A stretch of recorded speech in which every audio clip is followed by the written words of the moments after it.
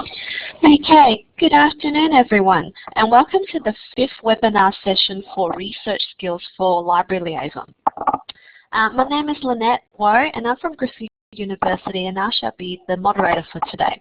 We also have Jackie Wolstenholme from JCU, who is the convener of the Research Skills Working Party to help facilitate today's session. Just want to check that everyone can hear me. I'm just going to show you some Collaborate tools on your left. Under your name, you should be able to give me a tick or to say, yes, you can hear me. Yes, I've got a few ticks coming through. Great. If you can't hear me, you might need to just run your audio wizard, which is just up the top with a little mic and a little I guess it looks like a star or flower. Great, I think we've got a few ticks coming through, 9 ticks. Okay, I'll just clear that. If throughout the session you'd like to ask a question, just raise your hand, or you can use your chat box down the bottom on the left-hand side. For today's session, the speakers ask that we keep all the questions towards the end, so I will monitor the chat and just keep everything on check there. So if you do ask a question, I can repeat that towards the end.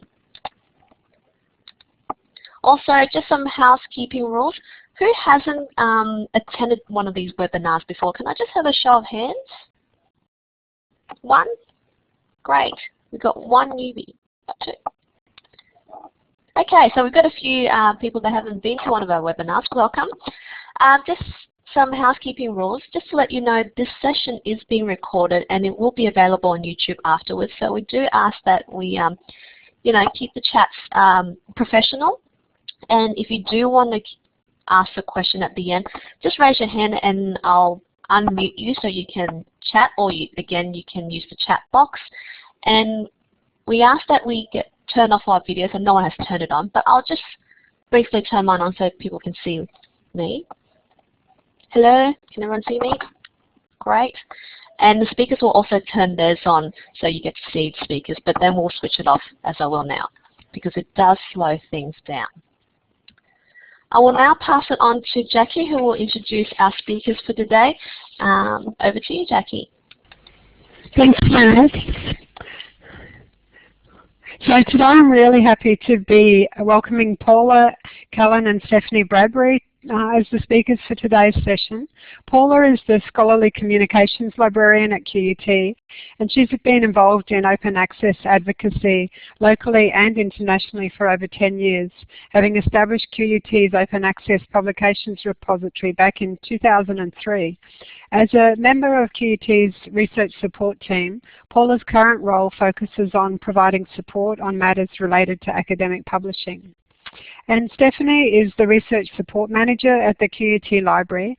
She manages a team that supports QUT's research community and coordinates a range of activities, including coordination of the library's researcher skills training workshops, research impact reporting, and advice on data management issues and scholarly publishing strategies. So welcome, Paula and Stephanie. Thanks, Jackie. Thanks, Jackie. Okay. Hi, everyone. I'm Paula Callan, and I'm going to be doing the first half of this session. Okay, I will be covering the first few topics. And I'll start by describing aspects of the scholarly communication ecosystem which have contributed to a significant increase in the number of scholarly journals that are available, some of which are of dubious quality. I'll then share a few examples of some of the less reputable publications with some tips on how to assess the quality of a specific journal or publisher. And the goal there is to help you see the clues that identify these publications as one that we would not encourage our researchers to submit to. I'll then hand over to my colleague Stephanie, And Stephanie will discuss some of the research support strategies that librarians can use to help their researchers avoid the publishing pitfalls and also find some good quality journals that are appropriate for their research topic and the level of experience. And then after the presentation, both Stephanie and I will then respond to all the questions that have come in during the session or that come in at the end. So the history of scholarly publishing goes back many centuries, and scholars have always sought ways to share their research with others, and importantly to register the priority of their discoveries against other potential claimants. For example, Galileo described his discovery of the moons around Saturn in a letter, and then he mailed the letter to Johann Kepler. And that was basically to claim his priority on the idea. So the date of the letter was always going to be available. And then he authorized the publication of the information in a pamphlet months later, at the point where he thought others might be coming up with similar ideas. And at the time, such publications were generally in that form of limited circulation pamphlets, because the concept of the scientific journal didn't begin until 1665.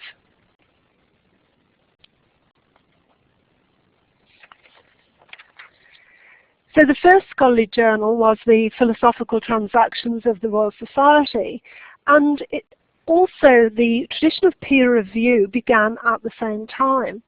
The first editor of this journal, Henry Oldenburg, initiated the practice of sending submitted manuscripts, which often took the form of letters, to other scholars for comment before he published them.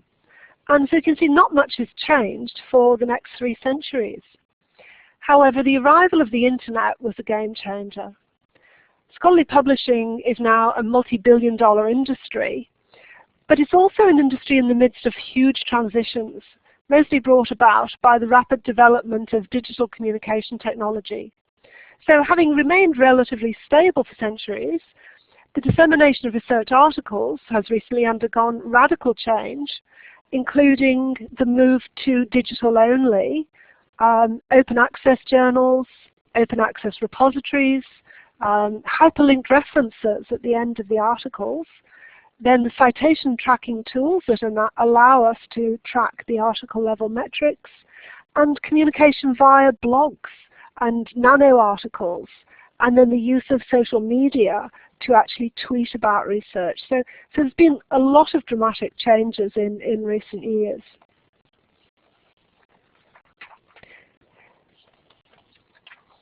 Open access has also been another game changer. So open access literature, for the purposes of our discussion here, is digital, online, free of charge, and free of most copyright and licensing restrictions. In essence, it means that a version of the full text can be made accessible without the need for a password or payment. However, the strict Budapest definition includes those liberal reuse rights as typified by a Creative Commons attribution license. The research funding agencies understand the potential benefits of open access, and because they fund research to solve complex problems and improve the well-being of our society. So they understand that they'll get a greater return on their investment if the barriers are removed from access to the articles reporting the literature.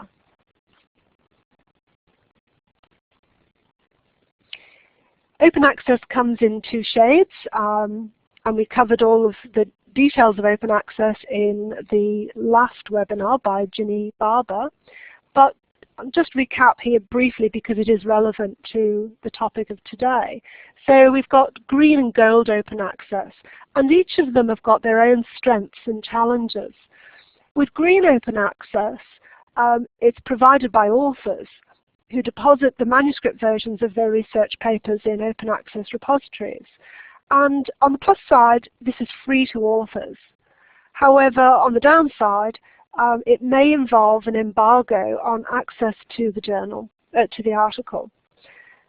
With gold open access, it's provided by publishers of an open access journal or a hybrid journal, which is a a subscription journal that provides an open access option.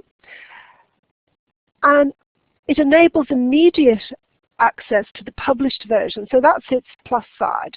However, it may involve a fee being paid. Oops, I think we've gone backwards there. I'll just go on one. Over 90 research funding bodies now have policies which require grant recipients to provide an open access copy of any articles arising from their grant. And this includes the ARC and NHMRC in Australia. And most research funding bodies allow authors to use a part of their grant to pay for the gold open access article processing charges. And this becomes relevant, as we'll see in a moment.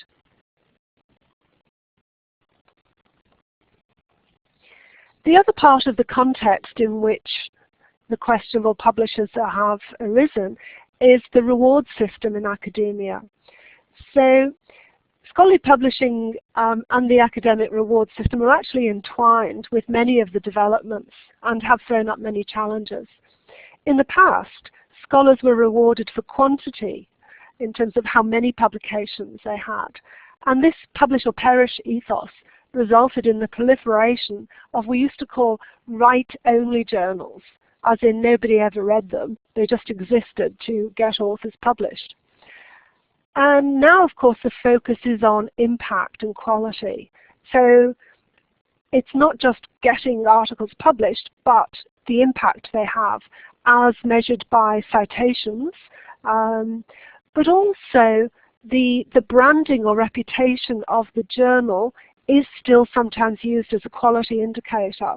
Going back to that, it's not necessarily a valid indicator of a particular article's quality, but it is a really good indicator of the quality of the journal.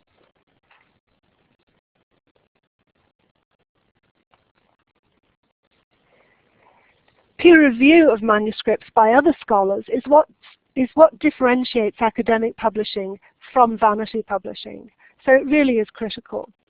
And by that we mean the reviewers ask, does the manuscript add to the body of knowledge? Does it place the information within the context of previous work? Are there significant errors in the manuscript? Does it communicate the methods and results effectively, and are the conclusions justified? I've got a quote here. Peer review is imperfect, but prevents many dubious manuscripts from being published. It effectively excludes authors who are unwilling or unable to meet the standards of mainstream academic publishing. And this is a quote from an article by Michael Brown from Monash University, and it's in an article that was published in The Conversation just the other day, and the references at the end. The title of the article was "Vanity and Predatory Academic Publishers Are Corrupting the Pursuit of Knowledge." So it's really worth having a look at that article. So what is the problem? Well, basically this is, I feel, where it comes from. So large commercial journal publishers, such as Elsevier or Taylor & Francis and Wiley, currently enjoy very high profit margins, mainly because they don't have to pay for content, they don't have to pay reviewers who are paid by their own university. And consumption is not affected by price, which is unlike any other market in the world. Just a minute. In the print era, the commercial publishers used to pay the cost of printing and shipping print journals to libraries, and that could justify the cost of their subscriptions. But when journals moved from print to digital, most of their costs disappeared, and yet prices went up. So academic publishing is protected from market pressures to keep their prices fair and reasonable, and entrepreneurs see academic journal publishing like a cash cow. So the very nature of scholarly publishing is attracting some of these entrepreneurs to the area. And the fee-based open access, in a way, is contributing. So When publishing costs are moved to the author side, the journal has no incentive to employ rigorous quality control. However, as we know, most open access journals are reputable and do have robust quality control. But it's just these entrepreneurs who are seeing, oh well, maybe they would make more money by just accepting everything. But we do need to remember that we're really talking about a very small number of the 10,000 open access journals that exist. The other contextual development that has been a game changer is the availability of open source journal publishing software that has made it really easy for people to get into this market. So they can start up a journal very quickly. It doesn't take a lot of money to start up a new journal.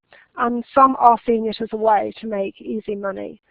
So that's really the context.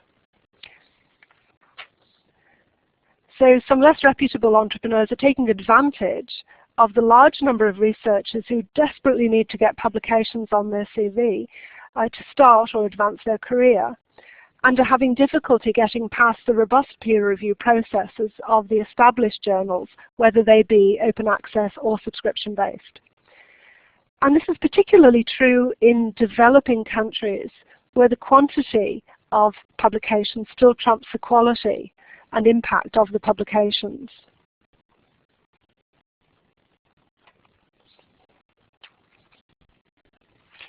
Traditionally, publishers of academic journals have performed all of these functions. So it's not just the dissemination. So we've got the filtration, which is the peer review and quality control, the registration, which is claiming the priority of an author on a particular set of ideas, the validation, which is again the peer review, establishing that it's scientifically sound, the editing, which increases the readability and adds value via things such as reference linking and indexing, and then the dissemination and marketing. And some of the new entrants to the scholarly publishing area are focusing really only on two of these, the registration and the dissemination. And they're really not providing those services related to those other functions.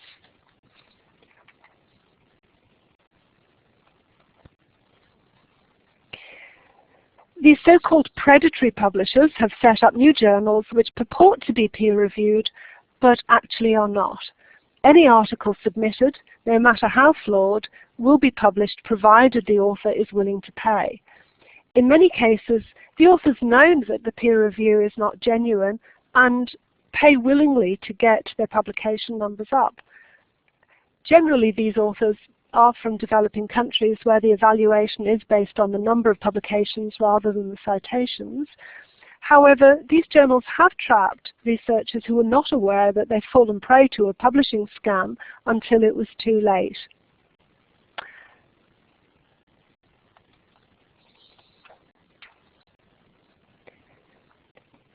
A couple of years ago, an article by a staff journalist at Science, John Bohannon, described a sting operation in which variants of a fake scholarly paper were submitted to 304 suspect open access journals to test the rigor of their reviewing processes.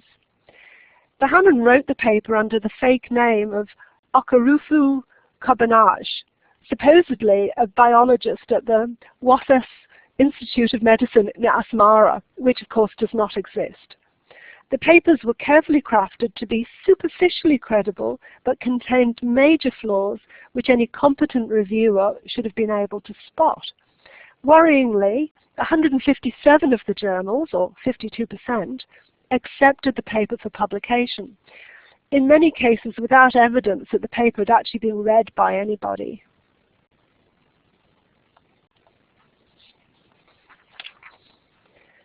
Using data from the email IP addresses and bank invoices, John Bohannon compared the countries where the publishers claimed to be with the actual location of their editors and bank accounts. This revealed the fact that many of the journals, which appeared to be based in the USA or Europe, were actually run from Nigeria, India, China, Mauritius, and Croatia. Now, the location of the journal is not what's at issue. It's a subterfuge, pretending to be based in a different country when in reality 90% or more of the operation was actually based somewhere else.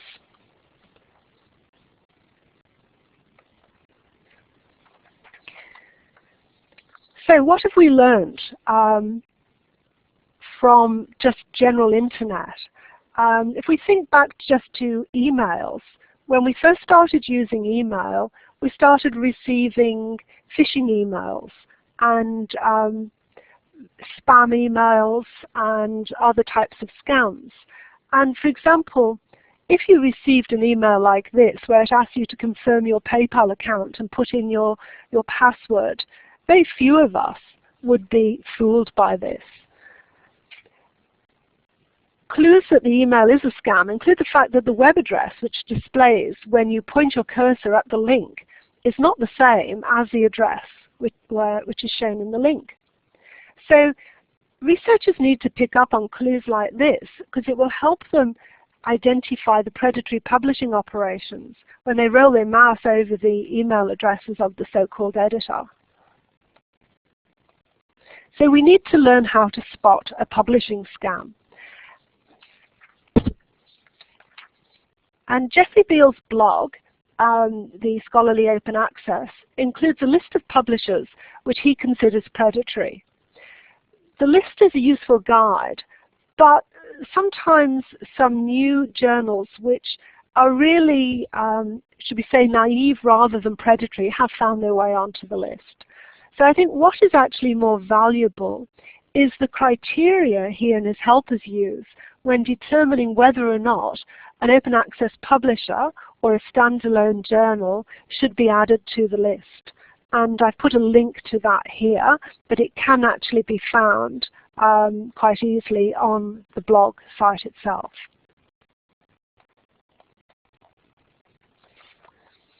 So from Jeffrey Beall's list, these are some of the clues and just edited versions of them. So he suggests that editorial board is either non-existent or the same person is named as the editor of multiple journals. And sometimes it doesn't have any names, it just says editorial board. The other is that the name of the journal does not reflect its origin, as mentioned before in the sting. Or the name of the journal is very broad, as in Journal of New Research. It doesn't seem to have a subject scope. There may be grammatical errors on the website. The journal may send spam invitations to students or academics inviting them to submit. Now that in itself is not, doesn't make a journal predatory. It's when you actually find multiple clues on the one site. Because in terms of marketing, there are quite a few journals now that do send out invitations quite generally. If you find that they're publishing pseudoscience articles or really flawed articles in the journal, that's a clue that really they don't have very robust quality control. Also, the publisher may launch a fleet of empty journals simultaneously, so with no content and just hoping people are going to submit some articles, because a genuine publisher would not think to do that. Often there's no value-added services such as reference linking or proofreading. And they're not indexed by genuine indexes such as Scopus or Web of Science. They may actually have even misleading information about other indexes. So saying we are indexed by Google, we are indexed by Ulrich or DOAJ, when they're not really indexing them. They're just listed in those directories. And they may have misleading information about bogus impact factors.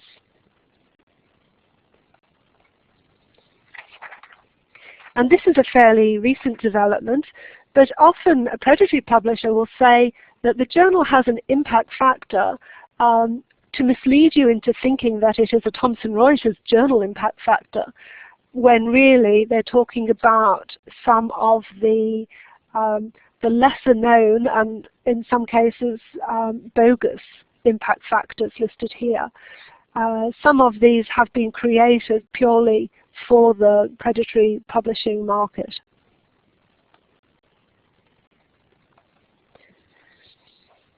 So we'll now look at a couple of examples of the type that we bring to the attention of our researchers here at QUT.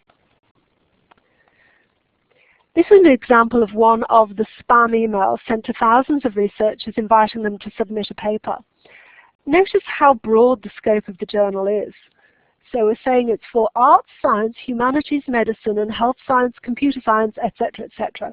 There are no journals that cover all of those topics. Notice that they didn't bother checking that the email address is the same. So the email address they've sent it to is the same as the person they've addressed it to. So they've managed to get my name right in the email address, but actually wrong in the body of the email. And also there are multiple grammatical errors in the paper.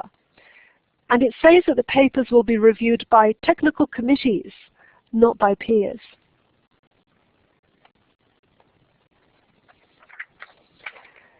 In this email, they've used exactly the same name. So even though it's a different journal and a different publisher, they obviously are sharing their list because they've addressed it to the same person. It claims that the journal has a high impact factor and quotes a value to make it sound authentic. They state that they publish double-blind reviewed journals, but this is highly unlikely, as the journal is listed on Beall's list of predatory publishers.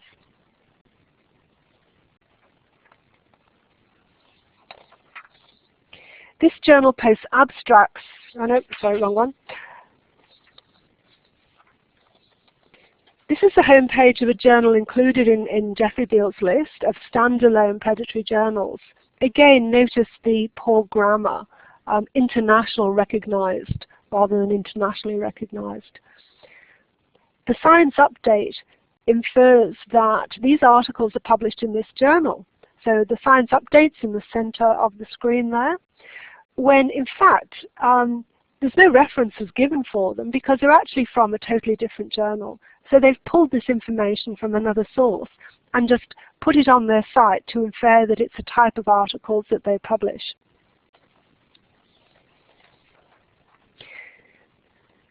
This journal has the same editorial board for each of its 36 journals, and there's actually no named individuals on the board. They just state that the editorial board is the Council for Innovative Research.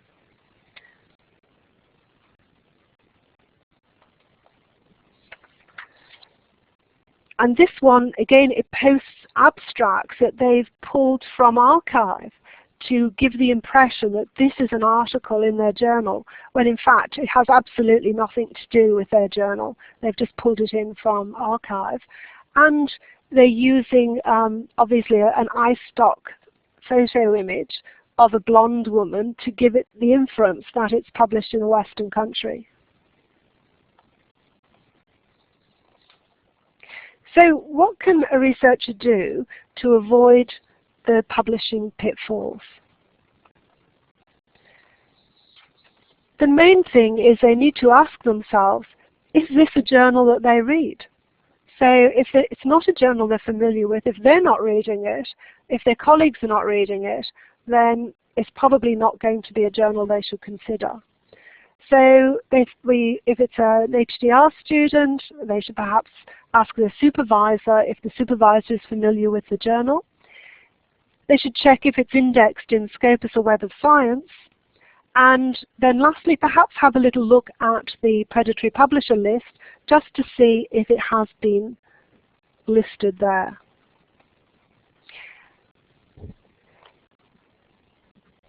There's a lot of money these days to be made in the scholarly conference organizing business, and so some of the same operators in the predatory publishing have gone into the scholarly conference business.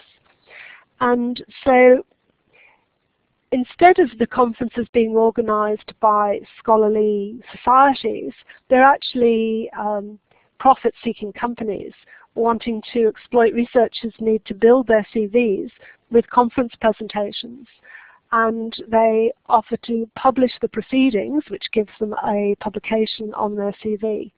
And so we also have to watch out now for the dodgy conferences as well as the dodgy journals.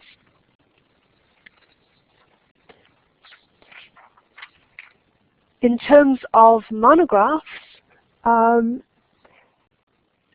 for the disciplines where academics generally publish monographs, they also need to look out for the vanity presses that are masquerading as academic book presses. And I've put a couple of links here, one to a list of print-on-demand publishers and vanity presses, so that researchers can check that the company they're thinking of submitting a manuscript to is not on the list. And also there's a guide, again similar to the Jeffrey Beals list of criteria for checking potentially dodgy journals. This one actually gives a list of criteria for assessing monograph publishers.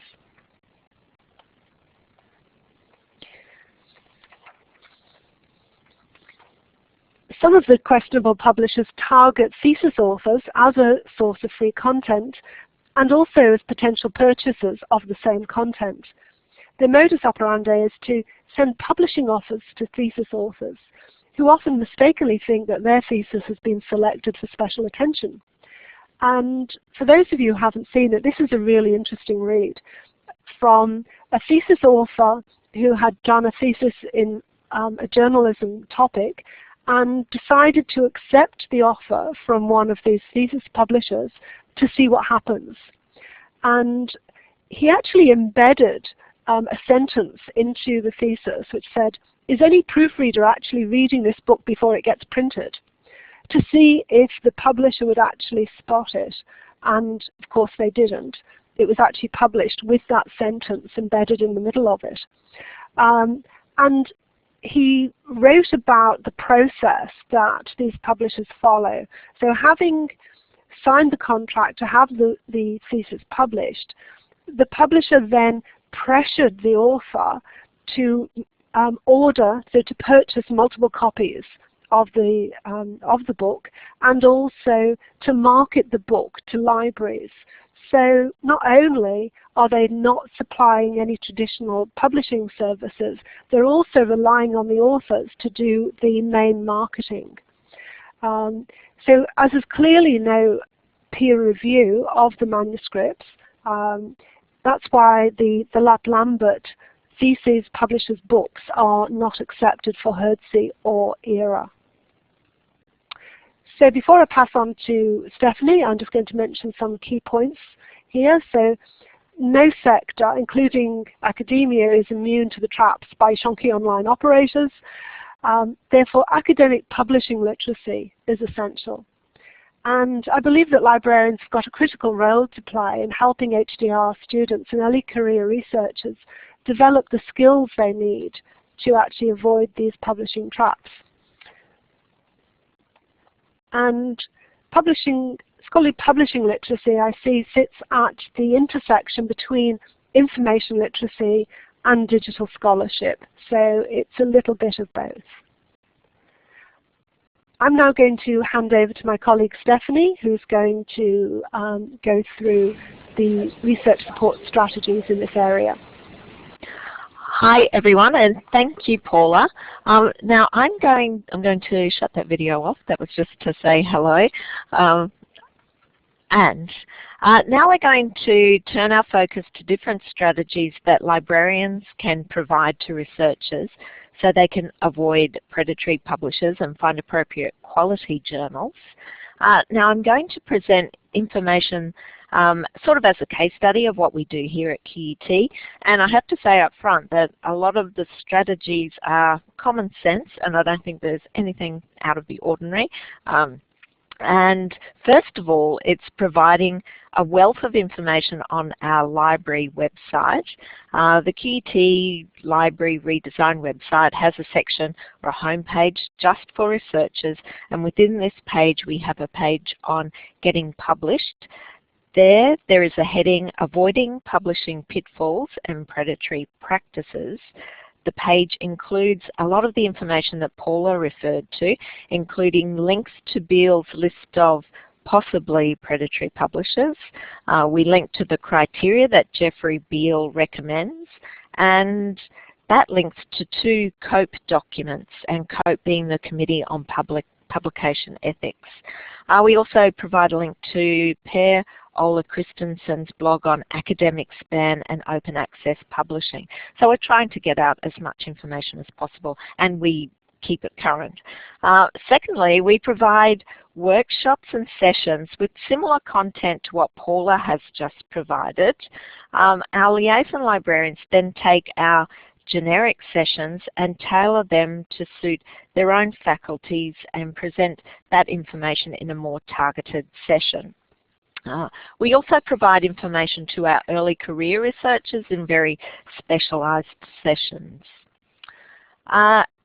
Thirdly, we provide information on predatory publishers in our mandatory high degree research sessions. Now, at QUT, all PhD students have to do a 4 credit point unit called Advanced Information Retrieval Skills, or AIRS, IFN 001, and one of the 12 modules concentrates on publishing, and there is information provided specifically on predatory publishers. As well, within the assessment, which is a resource log, there's a question where students are asked to select several quality journals and then provide a justification of their choice. Fourthly, we provide a consultation service, and in many cases this is the liaison or faculty librarian service, or increasingly, like at QUT, there are roles such as scholarly communications librarian, that's Paula in our case at QUT, or a research support librarian that provide this specialised service. So there are sort of main strategies on what we do to, I guess, inform our students and researchers on how to avoid the bad publishers and focus on the good publishers. Now we have talked about the journals to avoid. We're going to focus on how we instruct researchers to find journals that are of quality, and reputable. And we advise researchers to choose a journal which is read by the audience that they're targeting. I think Paula has just spoken about that. Aim for a high quality peer-reviewed journal, and we'll have a look at some of the tools that we use for that. And whenever possible, choose a journal which allows authors to share open access copies.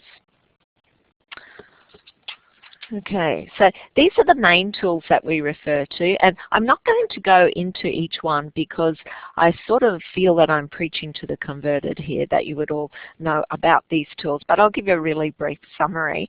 SciMargo Journal and Country Rank is a portal that we use quite a bit here at QUT now, and we sort of, because at QUT we do have a large focus on social sciences and less so on sciences, we find that SciMargo works well for us.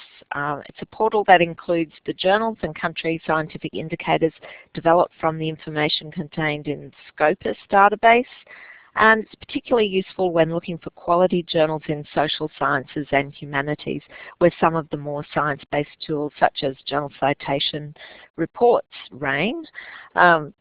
We also use the Scopus Journal Analyzer, and that's quite a nifty tool if you're wanting to compare journals. You can compare up to 10 journals on various indicators, including the SJR or the SciMargo Journal Rank.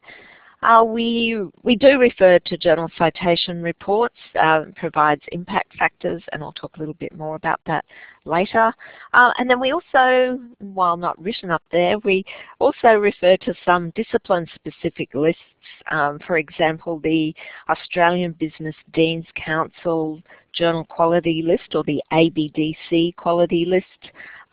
We also refer to the Association for Information Systems Journal Rankings, and just any other lists that are more discipline specific. Okay, so this, whoops, actually I think I skipped one here. Now here's SciMargo, and SciMargo Journal Rank, or SJR indicator, provides a measure of influence of scholarly journals that accounts for both the number of citations received by a journal and the importance or prestige of the journal where the citations come from. So this is where it's a little bit different to journal impact factors. There are, at the moment, just a current figure is 22,878 journals that are indexed in SciMargo. And the SJR indicator assigns different values to citations depending on the importance of the journals where they come from. This way, citations coming from highly important journals, you might say Nature, will be more valuable and hence will provide more prestige to the journals receiving them. Okay, now this is just a screenshot of the Scopus Journal Analyzer, and you'll see that you can select journals and you can select up to 10 and compare them on various measures. There are currently 21,000 peer-reviewed journals that are indexed in Scopus and can be included in the analyzer. Now, a little bit about journal citation reports, and we all know the impact factor is a measure more of the frequency with which the average article in a journal has been cited in a particular year or period. The journal citation reports is the sole place where impact factors are calculated and reported, and JCR covers approximately 11,149 journal titles. But even though that sounds like a large number, there's still a small minority of journals in publication. So we do say beware because it doesn't list all journals. In fact, we always emphasize that impact factors are not relevant to all disciplines. And as I said, at QUT we have a large emphasis on social sciences. The impact factor is certainly not a valid indicator for looking at the quality of a journal article. It really is just looking at the journal level and the journal impact factor. But having said that, the journal impact factor is suitable for suggesting quality journals in most science-based disciplines. Now, one relatively new tool is the SciRev. And SciRev allows you, as a user, to share your experiences with the scientific review process of a journal. And it has two parts to it. One area you can add your review, the other is you can search for a journal that will suit your manuscript needs.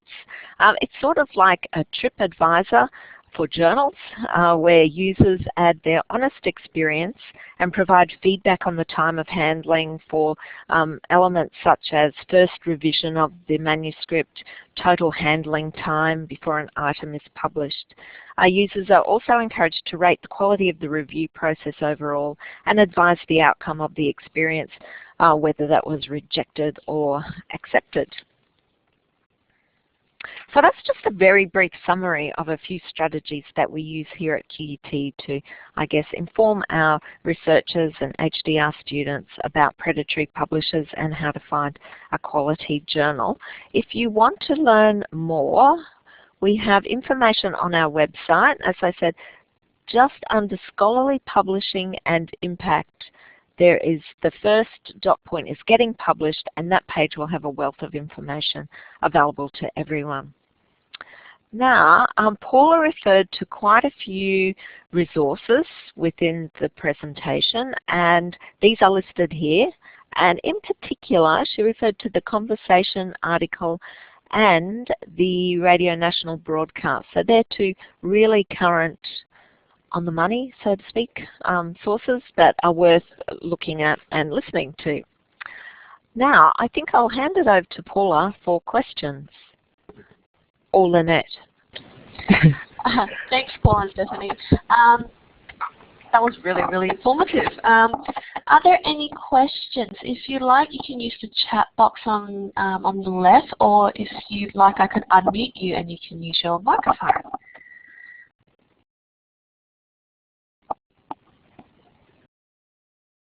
I see someone typing, so bear with us. I have a question for Paula. Okay. Oh, yes. Yeah. Only, I can answer that one. Yes, we should be able to give a copy of the slides. Yeah. But my question is, we often do get queries or questions from researchers asking if they can publish in this particular journal. Sometimes we do say no, and I just want to ask Paul about the experience of replying no and giving an explanation.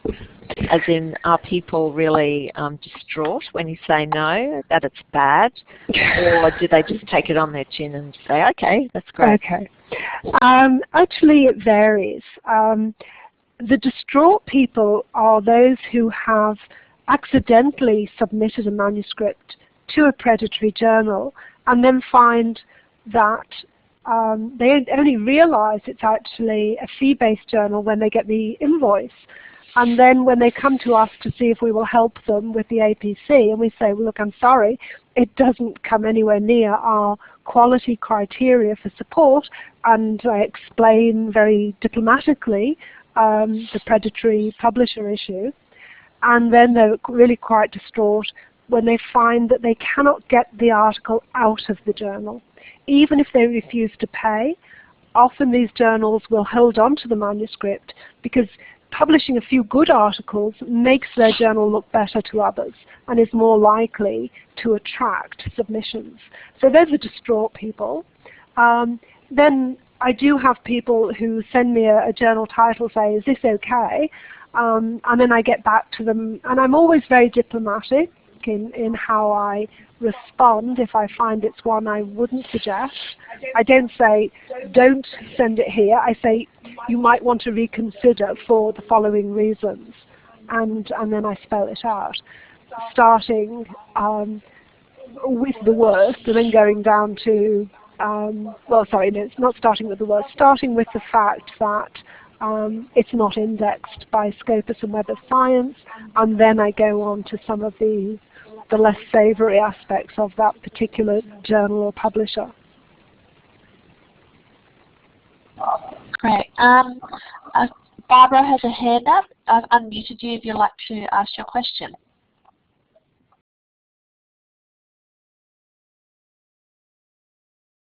Barbara, you might need to hit talk under your name to actually speak.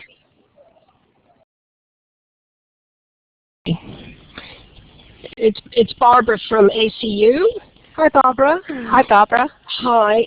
My question is about Beale's list of predatory journals. I think I've had conversations maybe with Paula anyways in the past about that list, and I thought that you QUT people had felt that it was a great list and you'd consult it all the time, but wouldn't actually put it up on your website. And if I understood correctly, it seems you now have links to it on your website. Has that been a change of thinking, or is it just a link to the criteria and not the actual list? It's a link to the criteria. Obviously, once you get to the web page where the criteria is displayed, you can actually display the list. But we don't actually say, look, don't publish in any journal on this list. We say, look, here's the criteria to help you form the opinion and assess the quality of the journal. So they actually learn what are the clues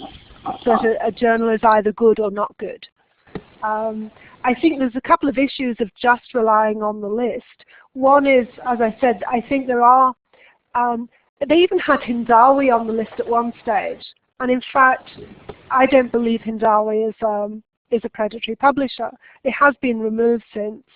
But I kind of feel as though rather than just strictly going by the list, it's better to actually understand how to assess the quality of a journal.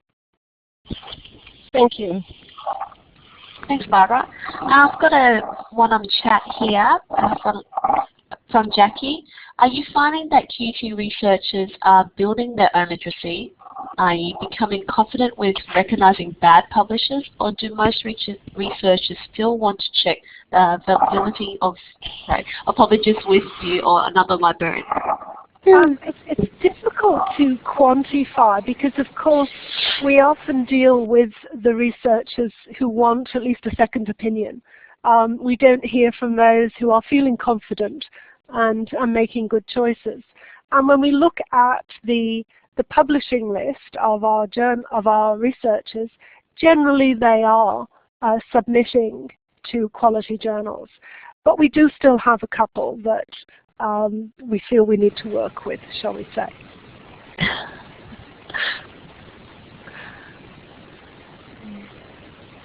But we are hoping that the message is getting through. I mean, we're working hard communicating the message. Hopefully some of it's sticking. Also, I would add that predatory publishers are quite a hot topic within the university, and we have had requests from assistant deans research for liaison librarians or Paula to provide sessions to particular faculty. So it is something that the university as a whole is quite aware of. Great, thank you for that. We've got a few more coming through chat, so let's give it a few more seconds. We've got one here. Grant tweeted something, an article mentioned in the conversation, so he's tweeted that through with a link. Oh, good, good. See a few more typing.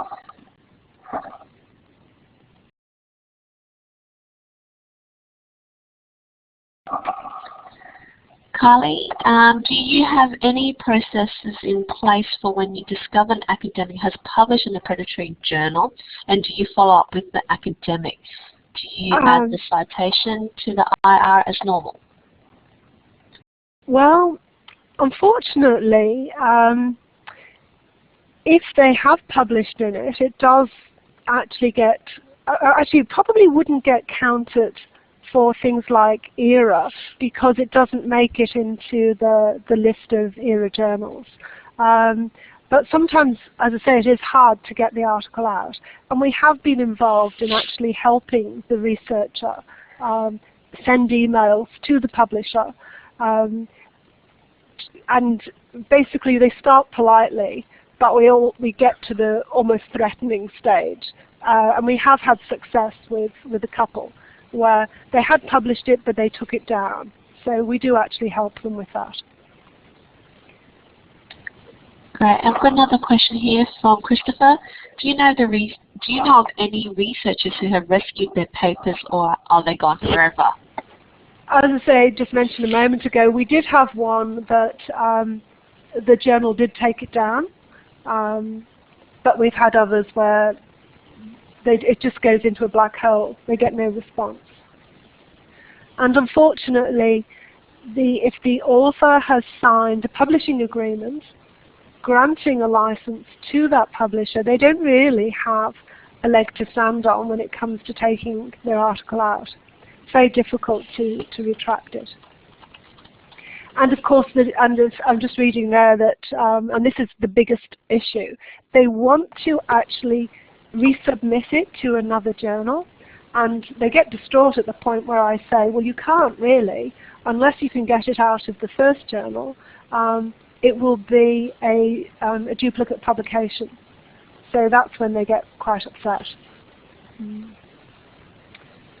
Great. I hope that answered your question to Maureen. I think that was what the end of that was, Paula, about the legal ramification if they want to. Yeah, great. Retract their submission. Yeah, I don't think it would go to court because I don't know that I mean, it would be quite expensive to take it to court, but certainly it does have implications for the author because they're basically not, they've lost the chance to get that article in a better publication. Great. Any other questions? I'm just checking through here. I don't think anyone's typing. Nope. I think we have time for one more question, if anyone wants to ask something to our presenters today.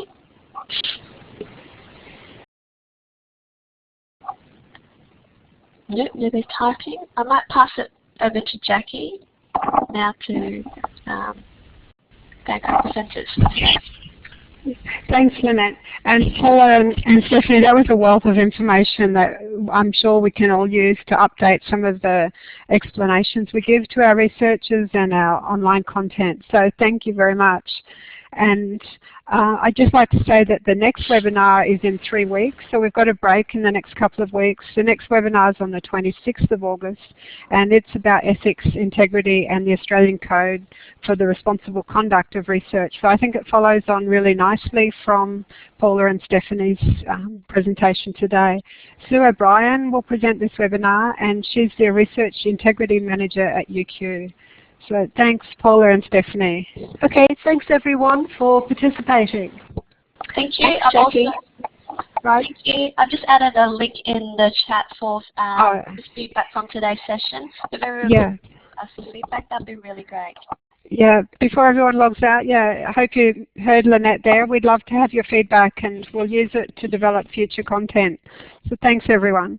Okay, and thanks again, Paula and Stephanie. Bye. Okay. Bye. Bye.